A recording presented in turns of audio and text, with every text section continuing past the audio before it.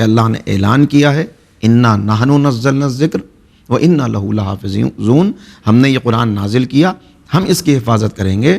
اللہ کا کلام ہے، محفوظ ہے، کسی بھی طرح کی تحریف اس میں نہیں ہوئی۔ یہ بات میں اس لیے اور عرض کر رہا ہوں کہ بعض لوگوں کا یہ خیال ہوتا ہے کہ مسلمانوں کے بعض فرقے یہ سمجھتے ہیں کہ قرآن بدل دیا گیا، اس میں پہلے 40 پارے تھے، بعد میں 30 رہ گئے، اس کے اندر کچھ آیات ہٹا دی گئیں، کچھ بڑھا دیا گیا۔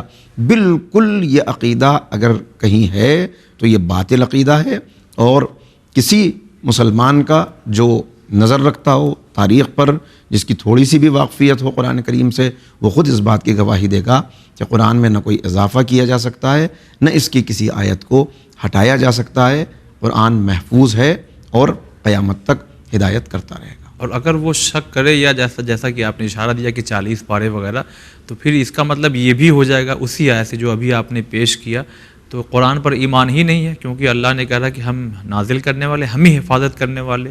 یقیناً اللہ تعالیٰ جب حفاظت کرنے کی ذمہ داری خود لے رہا ہے، جی تو پھر کس بندے میں اور کس دشمن میں اور کس شیطان میں یا شیطان کے پرستار میں یہ جرت ہے کہ وہ قرآن کریم کو بدلنے کی کوشش میں کامیاب ہو جائے؟ جی کوششیں کرنے والے کریں گے کوشش، لیکن اس میں کبھی کامیابی نہیں مل سکتی۔ منہ کی کھائیں گے اپنے، ذلیل اور رسوا ہوں گے، دنیا دیکھے گی کہ مٹانے والے مٹ جائیں گے، مگر قرآن محفوظ تھا، محفوظ ہے اور محفوظ رہے گا۔ بے شک انشاءاللہ۔ ایک بات ہم یہ پوچھنا چاہتے ہیں اس پس منظر کے ساتھ کہ کبھی کبھی ہمارے شہروں میں، علاقے میں بہت سے جہاں سے یہ خبر آتی ہے کہ وہاں معجزہ ہوا، یہاں معجزہ ہوا، تو لوگ پوری یعنی قافلے کی صورت بن جاتی ہے اس معجزے کو جا کر کے دیکھنے میں۔ اور وہیں دیکھیے یہ بھی بات ہے کہ ہر نبی، ہر ائمہ یا جو نبی آئے ہیں، انبیاء کا سلسلہ ہے، کچھ نہ کچھ معجزات لے کر کے آتے تھے۔ تو ہمارے نبی آخر کے ساتھ جو معجزہ تھا وہ ان میں سے ایک قرآن، جو آج بھی ہے زندہ و سلامت، تو ہم اس قرآن کو معجزہ سمجھیں کہ نہ سمجھیں؟ کیونکہ ہمارے یہاں تو یہ طاق اور اونچائی کی زینت بنا ہوا ہے، تو معجزہ ہے قرآن کی نہیں؟ اب یہ بدقسمتی ہے مسلمان کی کہ اس نے اس کو طاق نسیاں کی زینت بنا دیا۔ قرآن کل بھی معجزہ تھا، آج بھی معجزہ ہے۔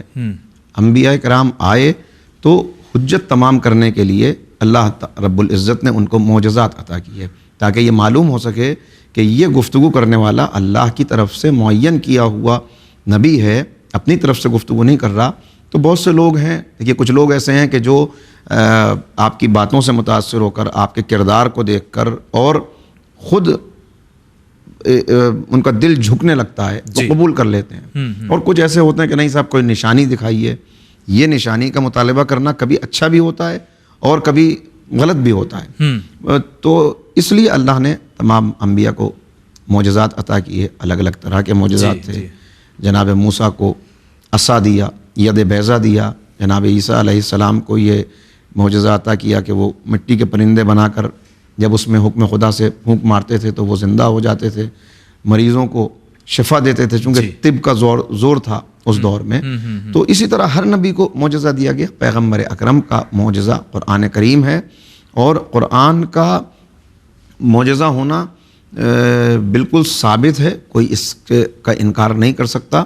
قرآن نے تو آتے ہی چیلنج کر دیا کہ اگر تمہیں اس کے کلام میں خدا ہونے میں کوئی شک ہے، اس لیے کہ وہ باتیں چلتی تھیں اور رہیں بات تک بھی وہ کہ وہ تو نبی کریم تو پڑھنا لکھنا جانتے نہیں تھے، وہ انہوں نے ایک غلام کہیں سے خرید لیا تھا، وہ غلام پڑھا لکھا تھا، وہ حجرے کے اندر ان کے ساتھ رہتا تھا، اور اس کو پرانی کتابوں کا، الہامی کتابوں کا علم تھا، وہ نبی کو نعوذ باللہ وہ سکھاتا تھا، اس میں کچھ اپنی طرف سے بھی شامل کر کے اس طرح سے وہ قرآن انہوں نے پرانی کتابوں سے اور اس کے علم کے ذریعے سے پہنچا دیا، یہ کلام خدا نہیں ہے۔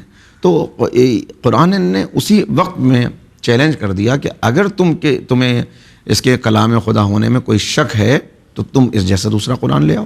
جی کتنا آسان تھا اگر واقعی اس کے کلام خدا ہونے میں دشمنوں کو بھی کوئی شک ہوتا تو کوشش کرتے، کوششیں تو کی ہوں گی، لیکن جواب لے آتے اس کا۔ قرآن چیلنج کر رہا تھا۔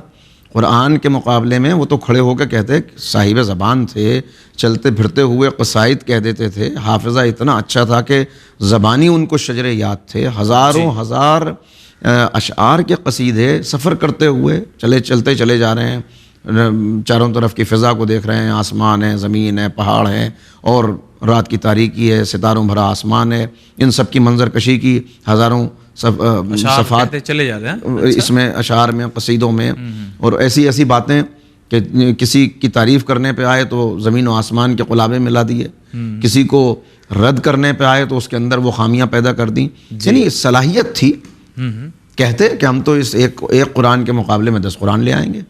اگر لے آتے ختم ہو جاتا اسلام وہیں پر.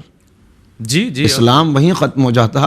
نہ بدر کی ضرورت تھی، نہ احد کی ضرورت تھی، نہ خندق کی ضرورت تھی، نہ خیبر کی ضرورت تھی. اتنا انبیاء کو ستایا، خود بھی میدان میں رہے.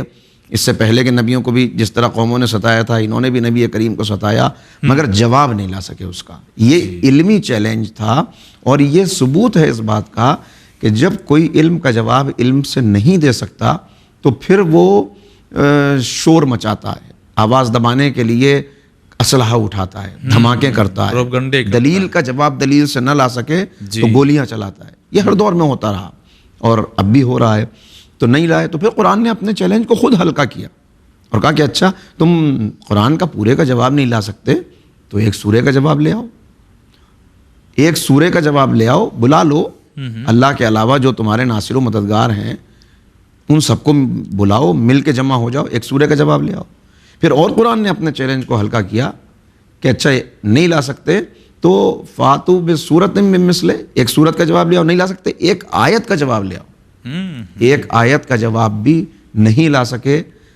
یہ قرآن کا کہ معجزہ ہونے کی دلیلوں میں سے ایک دلیل ہے.